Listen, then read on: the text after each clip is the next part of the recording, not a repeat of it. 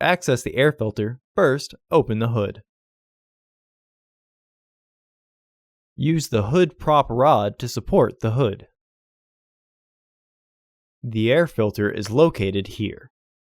Disconnect the sensor by pressing the back tab down and pulling backwards.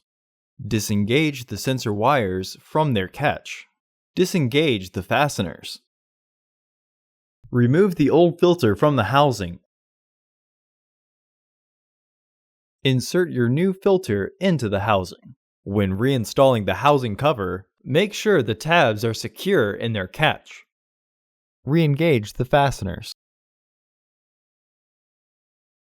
Reinstall the wires. Reinstall the sensor.